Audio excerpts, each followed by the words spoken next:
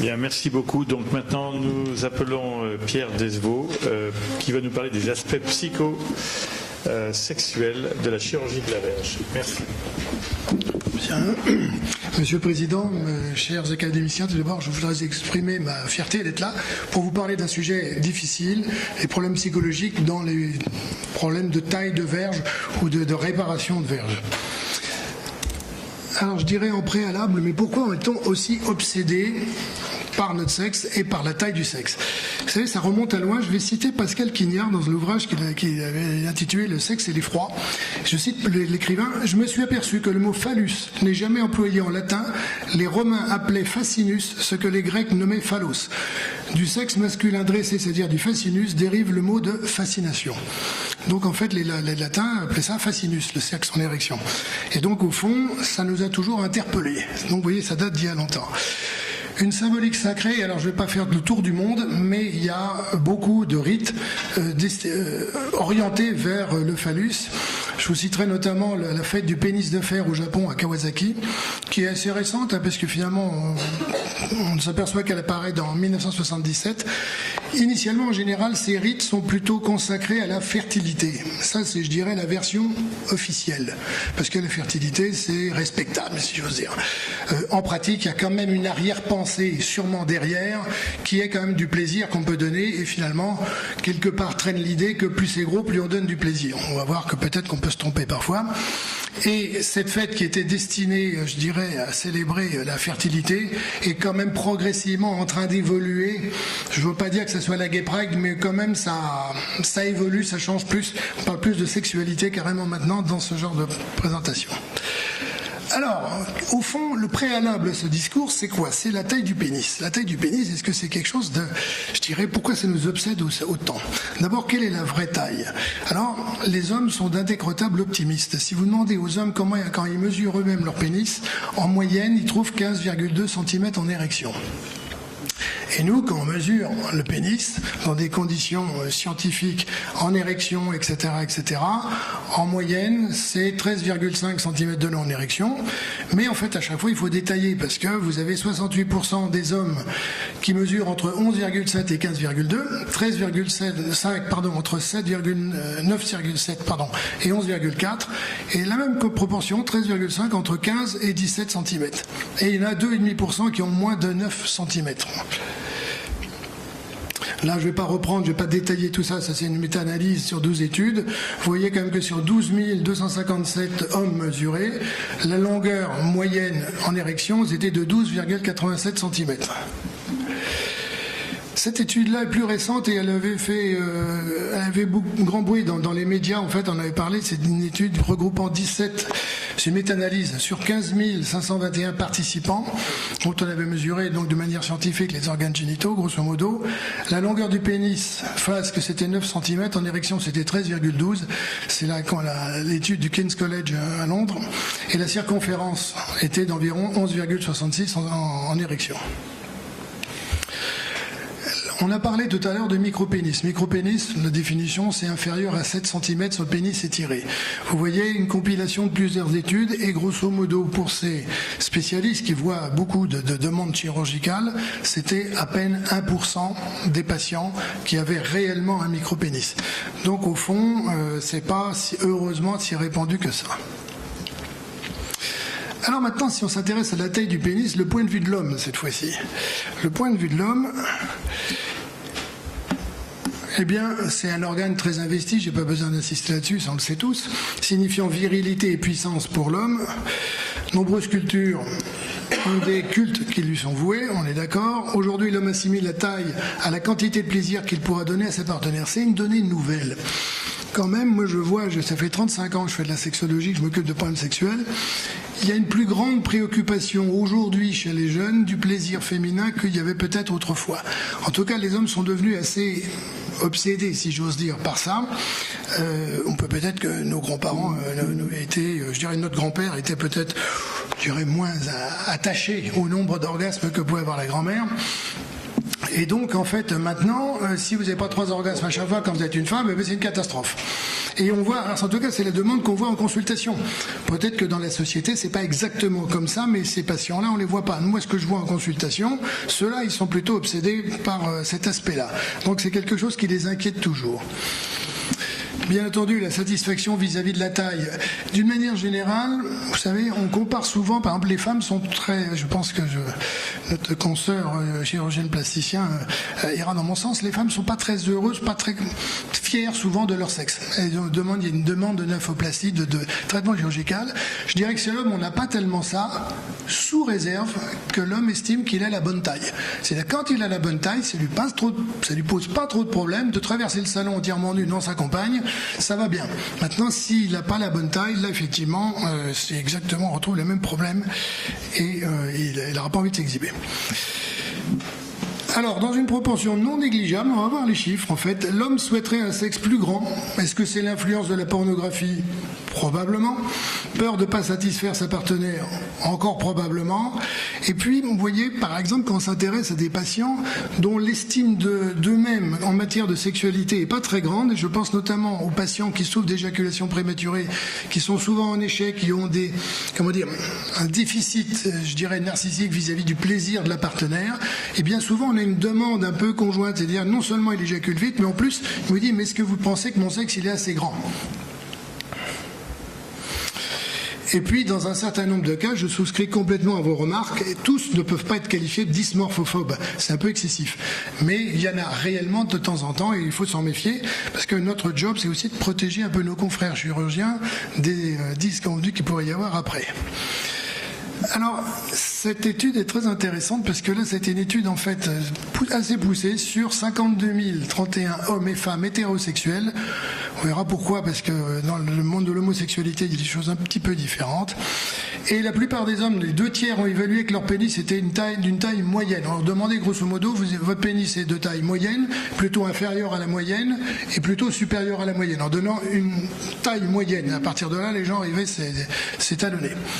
Donc 22% pensaient que leur pénis était de taille plus grande que la moyenne et 12% de taille plus petite que la moyenne. La taille auto-déclarée du pénis était corrélée positivement avec la taille de l'individu et négativement avec le poids de l'individu. Et on va voir, on est vraiment dans l'estime de soi. 55% des hommes étaient satisfaits de la taille de leur pénis. 45% néanmoins souhaitaient un pénis plus grand. Et seulement 2 pour 1000 souhaitaient un pénis plus petit. Et alors ce qui est assez rigolo dans les chiffres, on va voir, c'est que ça n'a pas changé par classe d'âge.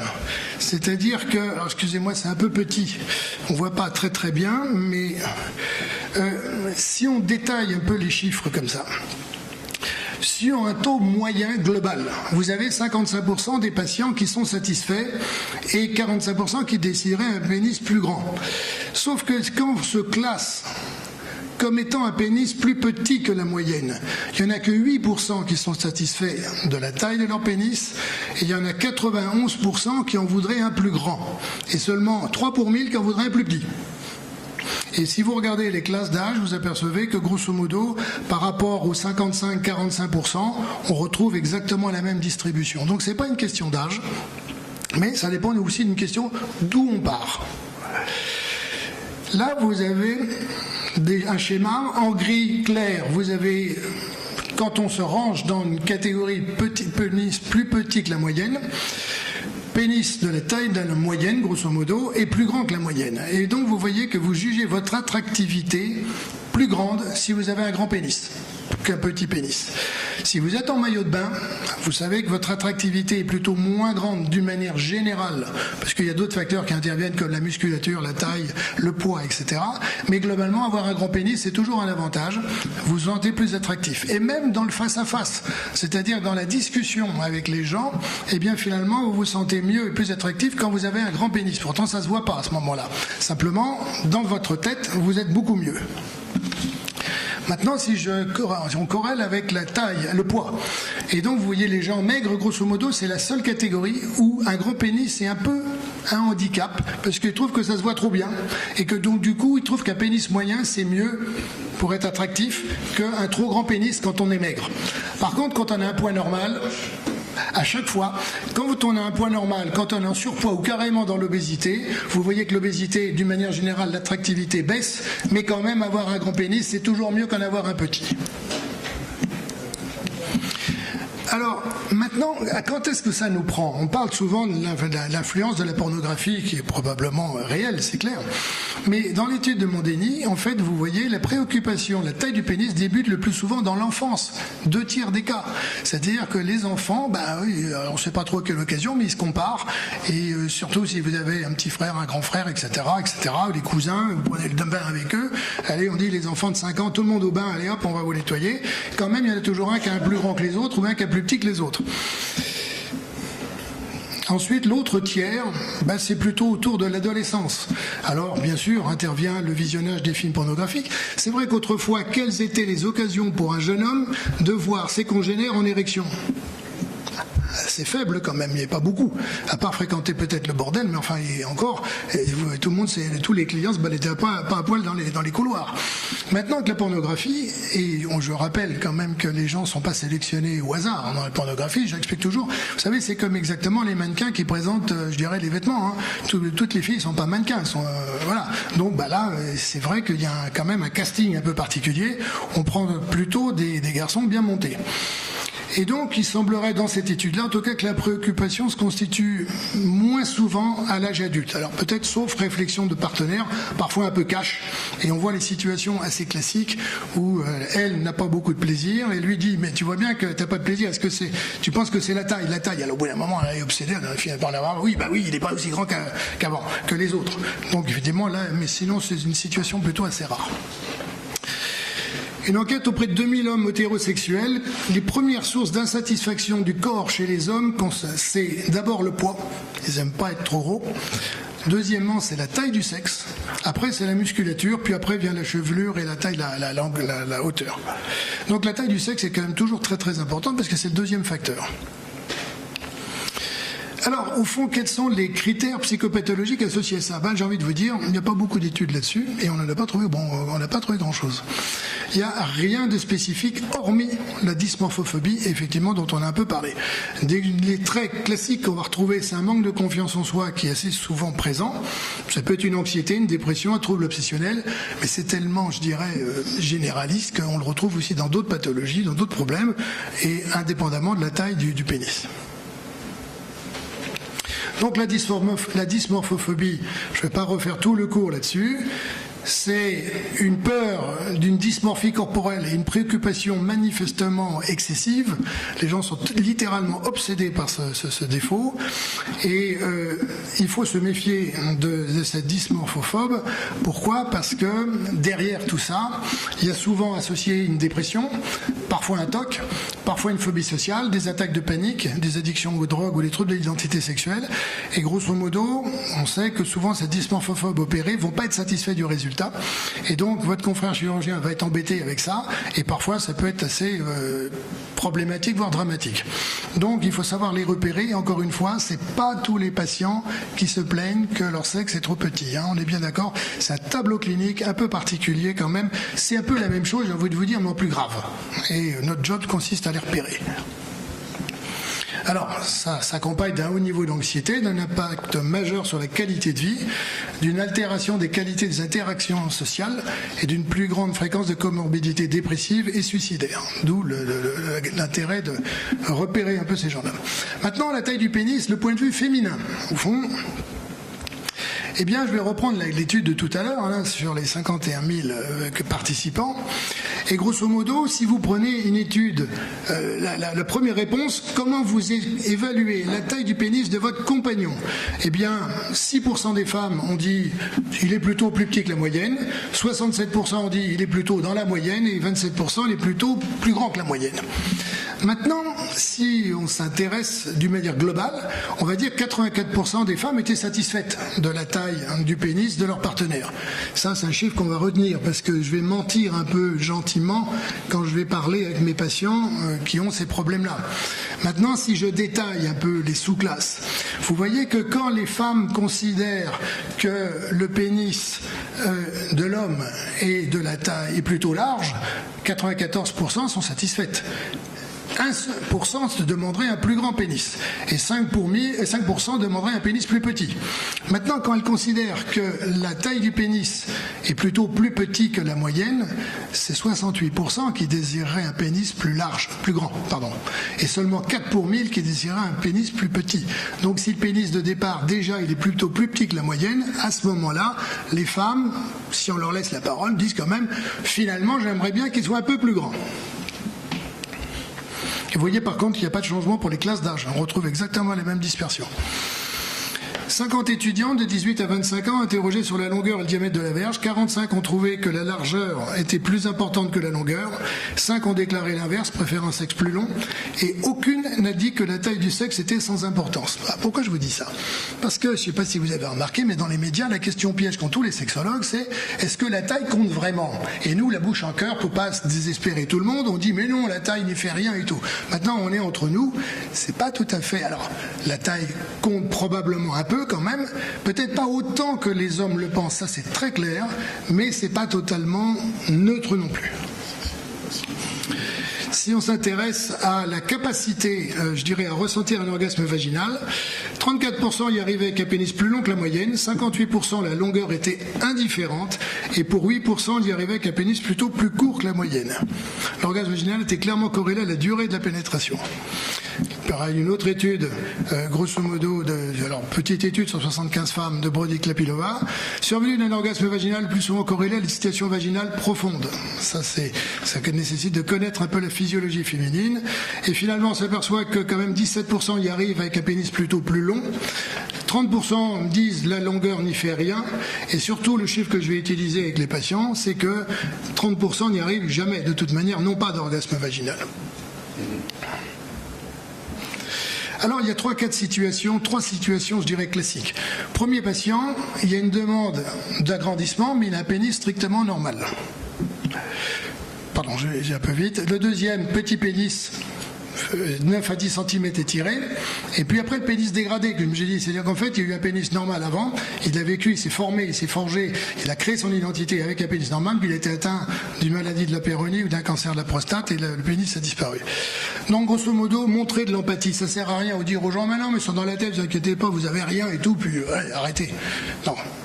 Ne pas minimiser ou nier son problème. C'est important de l'écouter et justement, moi je demande toujours, mais vous avez mesuré combien à ce moment-là? Et puis à ce moment-là, on va le refaire ensemble. Et souvent, en général, j'arrive à trouver 1 cm, voire 1,5 cm de plus que lui. Il faut tirer, il faut carrément tirer dessus. Alors. Donc on va revenir avec lui sur la taille moyenne, d'accord? Et puis au fond je vais expliquer que la verge, la taille flaccide ne reflète pas complètement la taille en érection, que la profondeur de la pénétration n'est pas le facteur forcément le plus important pour une majorité de femmes, même si ça l'est pour quelques femmes, on est d'accord. Savoir expliquer la physiologie féminine, lutter contre les fausses croyances véhiculées sur Internet, c'est clair. En pratique, ce que j'ai trouvé qui marchait le mieux, en fait, ce sont des hommes qui sont en déficit narcissique, grosso modo. Pour faire simple, je vais leur dire, bon, votre pénis, sincèrement, il a une taille normale. Ok, peut-être c'est pas un grand pénis, mais il a une taille normale. Par contre, plutôt que de vous l'agrandir, je préfère négocier avec vous des habiletés sexuelles.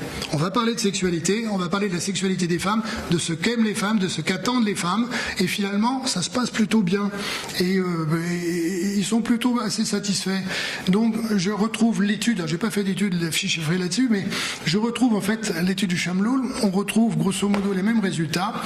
86% des hommes ont déclaré que leurs préoccupations avaient été soulagées et 13% souhaitaient encore une intervention et après 3 mois de conseils psychosexuels, 11 des 13 hommes ne souhaitaient plus d'intervention. En clair, verge normale mais déficit narcissique, ça se négocie avec la réassurance et finalement un échange d'habiletés sexuelles.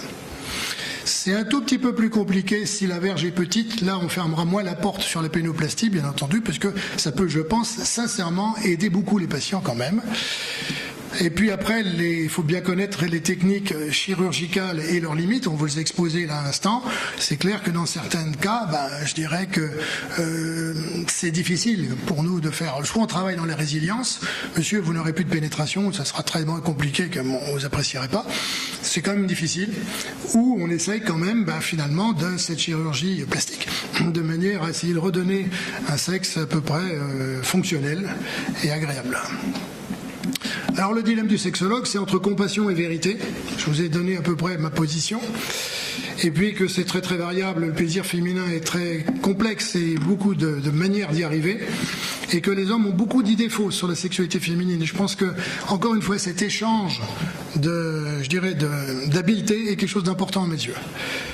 Je vais aller vite. Pour finir, en conclusion, on sait le baromètre un peu de sa virilité, de sa puissance, on le sait, particulièrement quand on s'intéresse aux troubles de l'érection, puisque les patients viennent nous voir souvent avec une formule en disant « Docteur, je ne suis plus un homme ».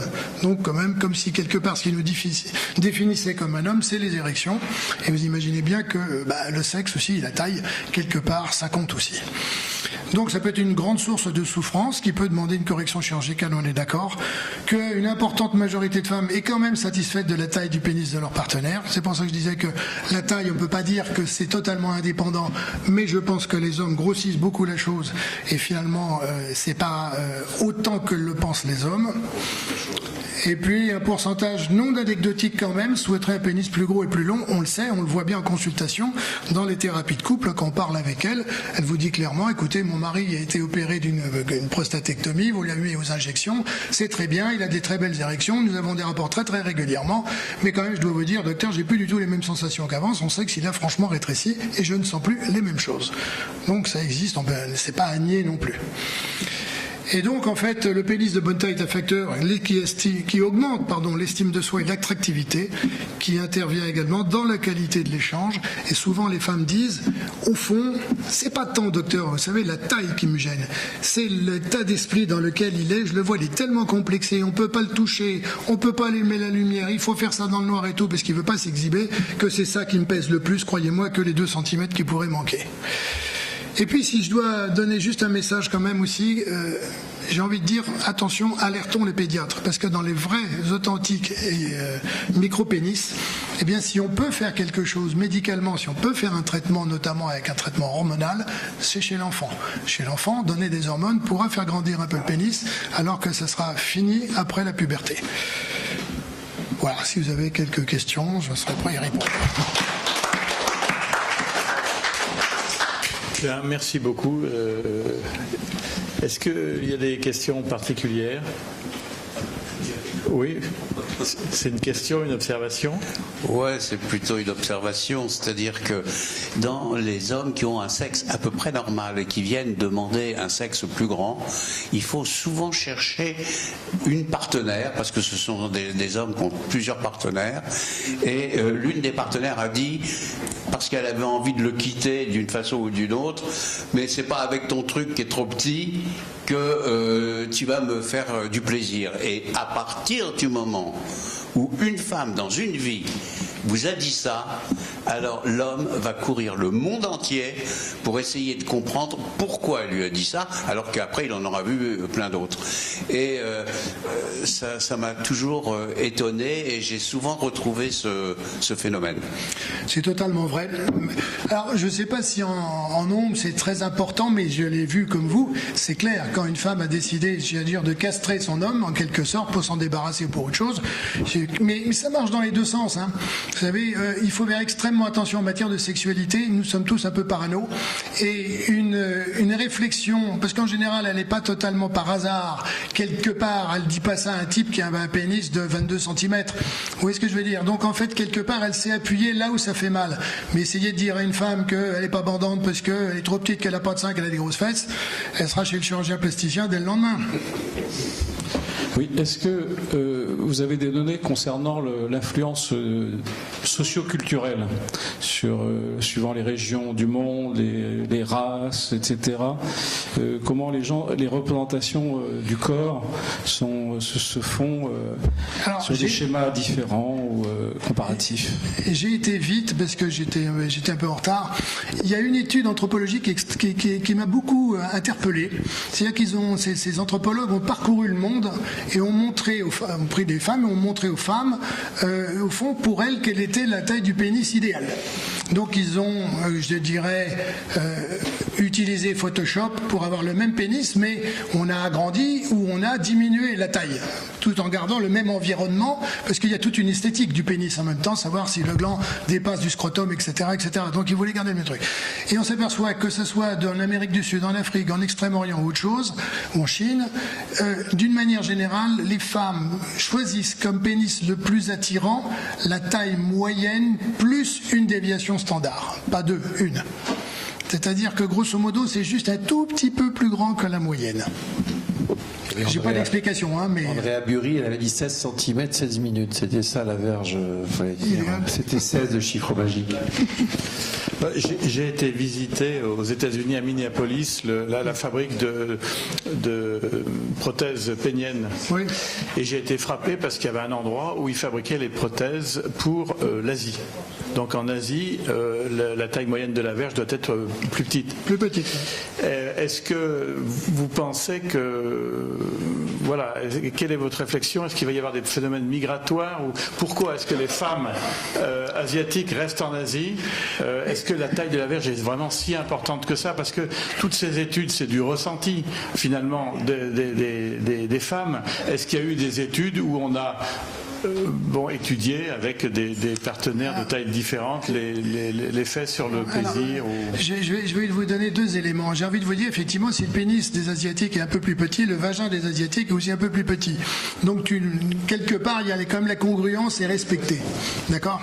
Le problème, effectivement, c'est des phénomènes parfois interraciaux, où là, manifestement, il y a un problème de congruence entre les deux, c'est clair. Ensuite, si on s'intéresse à la physiologie, alors, actuellement, vous savez, l'orgasme féminin a toujours été une donnée politique. Depuis qu'on en parle, et particulièrement depuis le 19e siècle, ça commence avec l'étude de Van Benoden, qui a inventé la méiose, qui était un savant belge, et qui va publier une étude en disant que l'orgasme féminin ne sert à rien dans la fécondation. Et donc ça, c'est le début vraiment des ennuis.